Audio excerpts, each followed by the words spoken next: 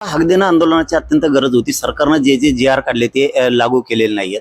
आम्ही त्यांना 100% मार्क दिले का, तर दिले तुम्ही जे आर काढला म्हणून, परंतु फसवणूक सुद्धा केली गेली की ते लागू केले नाहीत. म्हणजे सातारा संस्थान, हैदराबाद गॅझेट, ओबीसीच्या दिलेल्या सवलतीचा, कुणबी प्रमाणपत्राविषयीचा, गॅझेटियरच्या विषयातला, त्याच्यानंतर व्हॅलिडिटीच्या विषयातला, बलिदान गेलेल्या कुटुंबाचा विषय, केसेसच्या संदर्भातला नुसते निर्णय केले गेले, परंतु त्याची अंमलबजावणी झाली नाही. म्हणून 29 ऑगस्टला आंदोलन, निर्णायक आंदोलन शेवटचं होणार आहे. म्हणून आपण आम्ही दौरा पण रद्द केला होता की पश्चिम महाराष्ट्राला आपण काय करूयात, दौऱ्यात वेळ नको घालायला, आपण सगळेजण मिळून इथं आंतरवालीत तयारी करणं लय गरजेचं आहे. कारण आंदोलन खूप मोठं होणार आहे, त्यामुळे आपल्याला तयारी करावी लागणार आहे. परंतु पश्चिम महाराष्ट्रातले बांधव ऐकतच नव्हते, म्हणून आपण पश्चिम महाराष्ट्रात आता तातडीचा दौरा टाकलाय.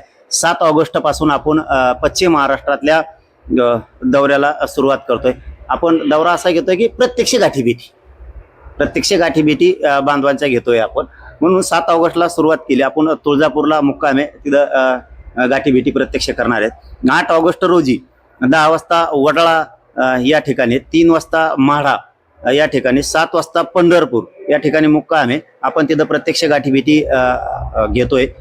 9 ऑगस्टला सकाळी 10 वाजता सरकुलीला आहेत, 3 वाजता दुपारी सांगोला, 7 वाजता सायंकाळी आपण आटपाडीला आहेत, त्या ठिकाणी बहुतेक मुक्काम आहे. आपण इथं सुद्धा सगळ्यांच्या प्रत्यक्ष गाठीभेटी घेतोय. आपण खूप वेळ पश्चिम महाराष्ट्रासाठी दिलाय, म्हणजे एका तालुक्याला, जिल्ह्याला म्हणायचं एक दिवस दिल्यासारखा आहे.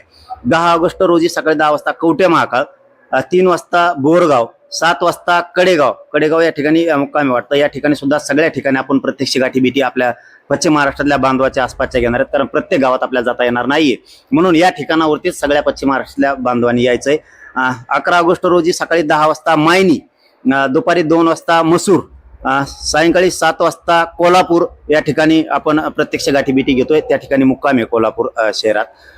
12 ऑगस्ट रोजी सकाळी 10 वाजता पाटण आणि 3 वाजता सातारा शहर आपण इथं प्रत्यक्ष गाठीभेटी त्यांच्या घेतो. जवळपास 1100 किलोमीटरचा दौरा हा पश्चिम महाराष्ट्राचा आपण या दिवसात करतोय. आपण खूप वेळ दिलाय आता पश्चिम महाराष्ट्राला. ज्या ज्या गावात जाता येणार नाही, ज्या सर्कलमध्ये जाता येणार नाही, त्या ठिकाणी बांधवांनी हे जे ठिकाणं दिलेत या ठिकाणी यावं. आपण प्रत्यक्ष गाठीभेटी घेऊन चर्चा करणार आहेत आरक्षणाच्या संदर्भात. आणि साताऱ्याचे बैठक संपल्याच्या नंतर, साताऱ्याची प्रत्यक्ष गाठीभेटी संपल्याच्या नंतर सोयीनुसार आम्ही आंतरवालीकडे येणार आहेत. माझं एकच आव्हान आहे या निमित्तानं की पश्चिम महाराष्ट्रातली जी आपण गाठीभेटी दौरा ठेवलाय त्याच्यात मराठा बांधवांनी सगळ्यांनी यावं. आपण प्रत्यक्ष चर्चा करूया. त्यामध्ये अभ्यासक असतील, त्यामध्ये समन्वयक असतील, त्यामध्ये संघटनेचे बांधव असतील, सामाजिक क्षेत्रातले मराठा बांधव असतील, राजकीय पक्षातले सगळे मराठा बांधव असतील. त्यांनी सगळ्यांनी गोरगरीब मराठा समाजाच्या पाठीशी उभा राहून मराठा समाजाच्या पदरात आरक्षणाचं हे दान टाकावं, ही सगळ्यांना विनंती आहे. पश्चिम महाराष्ट्र झाल्याच्या नंतर तब्येत जर बरी राहिली तर मी मराठवाडा लगेच घेणार आहे आणि विदर्भ पण लगेच घेणार आहे.